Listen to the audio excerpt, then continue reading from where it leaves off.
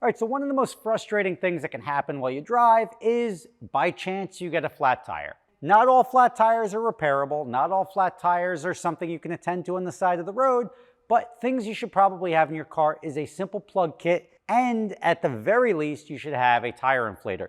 Now, this tire inflator is revolutionary, and it's not even on the market yet. It's just hitting Kickstarter this morning, and this allows you to inflate your tire with a pre-programmed number. It'll inflate a tire in about 5 minutes, depending on the size of the tire. I tried it out on Siobhan's Porsche, which randomly enough had a flat, and it was about 6 minutes to turn it from 0 PSI to 36 PSI. All in all, successful test, and this is still the beta version. And you have a couple of presets on here, car to bike, to motorcycle, to basketballs. You literally push pump and you do it. It's very easy. And it's as turnkey, small, compact as you'd want. You can stick it in your glove box. Do you charge this? You fill it up once a year if you don't use it. Not hard to remember. But this is the best tire inflator I've had to date. It's small, it's compact. It looks cool too. The big screen, everything about it's good. You can adjust the brightness. You can't go wrong with it. So if you want to try it out, click the link in the description for the Kickstarter. You can save 40% off this new offering. It was actually voted one of Kickstarter's favorites, and they picked 1 out of every 1,000 products for that. So that's a very big deal. If you want to score yours, have one of these in your glove box, give it to a gift to a car person. At the price point of $119 with the 40% off, you really can't go wrong. Give them a shot today. Link in the description, and I don't think you'll regret having this in your glove box.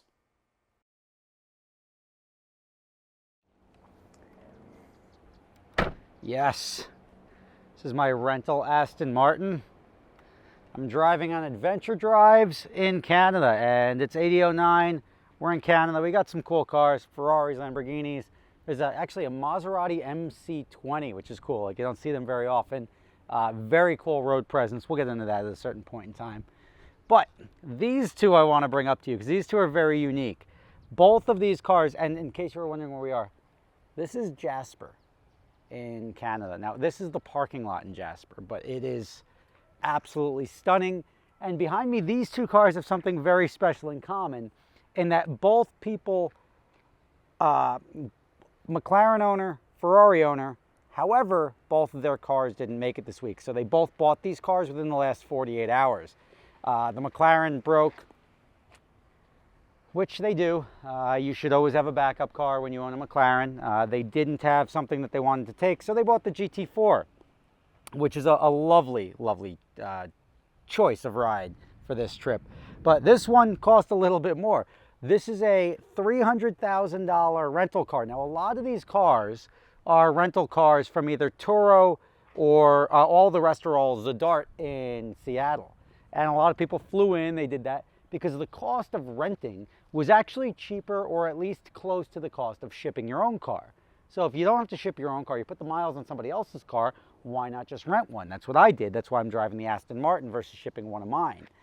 This car, however, Christine, who owns a Ferrari F8 Tributo and has a SF90 coming in a few months, decided she wanted to drive a Ferrari. Now, she's been historically a McLaren person, but now she's gotten into Ferraris because the ownership experience is a little bit more rewarding. And not saying that the performance is better one way or another, but the ownership experience of buying a car, driving it for a while and selling it and making a couple of bucks doing it, it's pretty enjoyable. So she decided she's 100% Ferrari, rented a 488 from Zadart. The 488, and if you remember, if you were paying attention to my Instagram, I was looking for a pair of 488 turbos. And even my own dealer is like, uh-oh, what happened to your car? I'm like, no, nothing. I just need a set for somebody else. It was for Zadart because Christine had rented a 488 from Zadart. They were unable to get the turbos repaired or rebuilt, essentially, in time.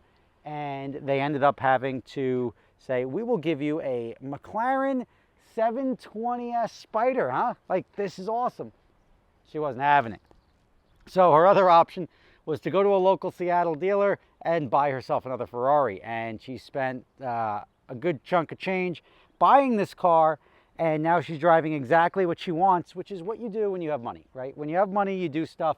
And this may be the smart play, right? It's like, why would you spend a couple $100,000, and we're talking like 300 grand. Why would you spend that much money when you could just spend 10 grand to rent a car?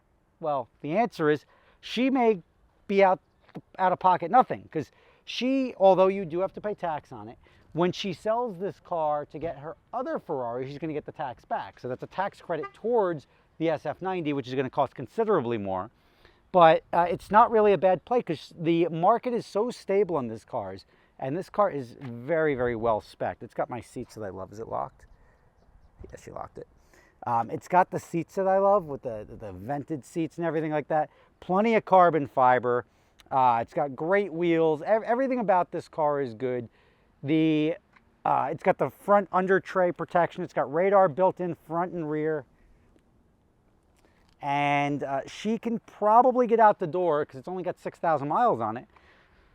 Buying it, driving it for just like 2 or 3 months, including the 1,500 miles we're doing this week, and then selling it for pretty much the same amount of money she paid for it. And this is also this car carries a lot of weight because it's got a 2-year CPO warranty on it. So this car is a 2018, but it's got a 2-year Ferrari warranty on it.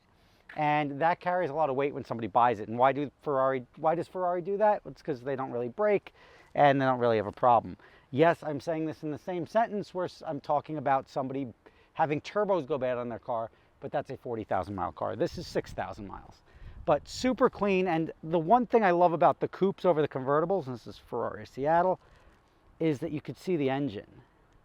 And the convertibles on the Ferrari, this engine is sort of buried underneath, and it's still sexy. And I hope the glare is not too much on this. But she can probably drive this thing. And yes, you have to have the money to lay out to do this game, to do the exercise, right? You have to be able to lay out 300 grand.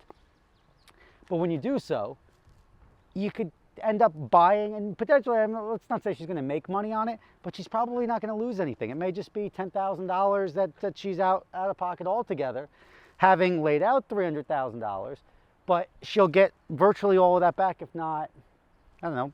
In this market, I'm never going to guess. Maybe bumps up in value a little bit. Whatever it is, it's not a bad play to get what you want. She did it. She's got a lovely car. This car, I would tell them to keep. They bought this GT4 specifically for this week, and they're planning on turning it over afterwards. But again, if you're ever in a pinch and you don't know what to do, buying a car, if you have the money, is not the worst play. And I've really enjoyed buying cars and rallying with them, or picking up a car like my NSX. I bought it in Chicago, drove it home. My Ferrari 360, the Spider, I bought it in Denver, drove it to Napa Valley on adventure drives. So it's really not the worst play to scoop up a car if you can afford to pick one up. You have to have the flexibility. She literally wired the money over Friday, picked the car up on Saturday, and they only do like 3-day temporary plates, so they gave her 3 of them because she's going to be driving it for a week, but made it happen. Waiting on a couple more cars here, but I am going to go enjoy a lovely, lovely experience in Jasper, because Jasper and Banff are probably 2 of the best places in the world. There was a little bug circulating here, but I don't think that's indicative of where I am.